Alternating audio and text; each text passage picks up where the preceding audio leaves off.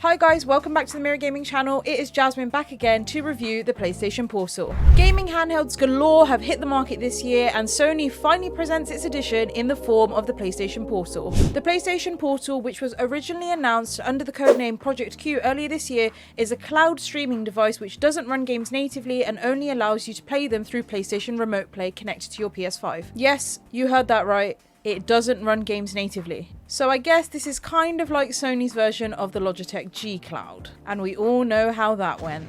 In my opinion, it doesn't feel like cloud streaming devices have a real use case in today's gaming market. I mean, you can cloud stream games to your phone, tablet, iPad, and you probably already have one of those laying about. Another thing to keep in mind is that the PlayStation Portal doesn't have 4/5G support, meaning you have to be connected to a stable Wi-Fi connection, which you're not really going to get out and about and on the go. And you get all of this for just £199.99. A device that doesn't run games natively, and you need a PS5 in order to use it, and you can only use it at home, and it does exactly what your phone does. For £200? Sign me up. If there's one thing the PlayStation Portal does well, it's the design. When it was first announced, I'll admit I thought it was kind of goofy. It was just a DualSense controller split in half with a screen in the middle. But honestly, after getting it in hand, I feel like this is something that Sony has done really well. It feels comfortable to hold, and it actually does look pretty good. Every single button is easy to press and access no matter how you're playing on this device, whether that's sat up, laying down, upside down, whatever it may be. I'm not going to judge. And the 8-inch LCD screen on the PlayStation Portal is beyond gorgeous, to the point that I actually thought it was OLED and had to double check. Honestly, whatever LCD panel Sony is using with this device, please share it with other hardware manufacturers. If this is what all LCD panels look like, we wouldn't need OLED at all. One thing I wasn't expecting is that the device actually has a decent bit of heft to it. By no means is it something I would consider heavy, but it definitely has a noticeable weight to it. And also the shape of it is a little bit awkward. It's not something that I'd comfortably just chuck in my bag, but also Sony wasn't really intending for this device to be used on the go.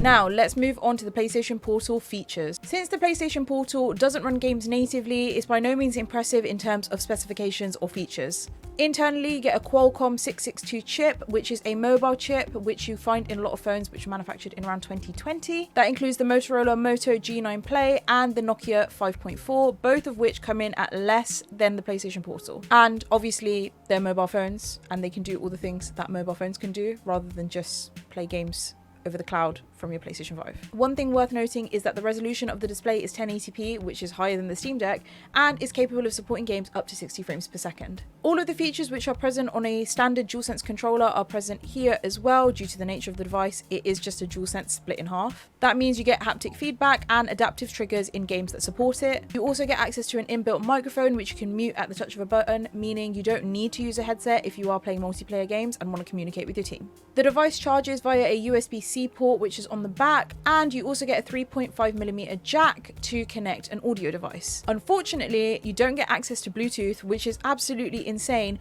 but you do get access to PlayStation Link wireless technology. This means that you can connect PlayStation branded headphones and earbuds. This is obviously a bit of a cop-out from Sony, so you have to go and buy their earbuds. Bit disappointing. You're telling me I spent £200 on this device and then I need to go and spend even more money getting PlayStation headphones? It's not on, is it really? However, you are blessed with some pretty fantastic speakers. I didn't find myself needing to use a headset or earbuds at any point, but this is something to bear in mind if you're planning on playing it around other people or on the go. Now onto the performance of the PlayStation Portal, the meat.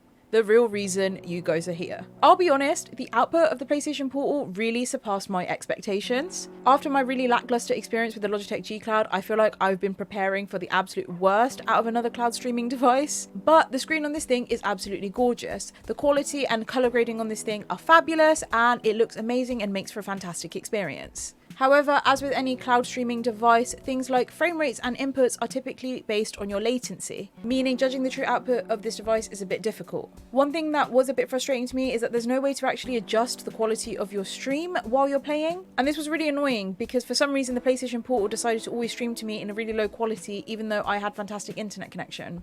This was typically when I was first connecting and navigating through the menus, and once I gave it a whirl and got into game and stuff, it was fine. So maybe it was just a buffering period, but this was really annoying because I know that my internet speeds were fantastic. For reference, I'm running at speeds of 200 megabytes per second and I'm the only person in my house.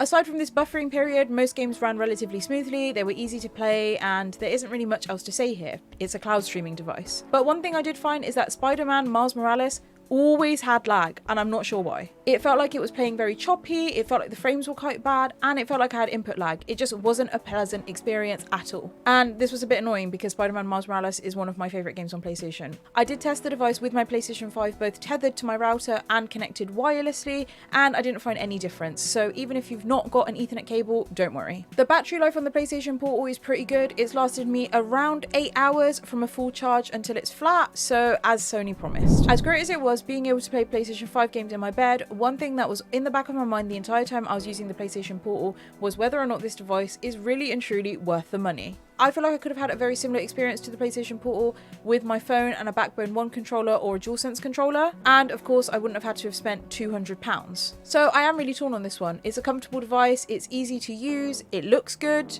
but do you really need it? I don't think so. Unfortunately, because I can't really find a use case for the PlayStation Portal, I am only going to be giving it a 2 out of 5 stars. If it's something that you really want and need, I'm not going to stop you from getting it, but weigh it up before you do. Thank you guys so much for watching. This has been Jasmine Mannan bringing you a PlayStation Portal review here on the Mirror Gaming channel. If you want to see more hardware reviews like this, be sure to like and subscribe, and I'll see you in the next one. Bye!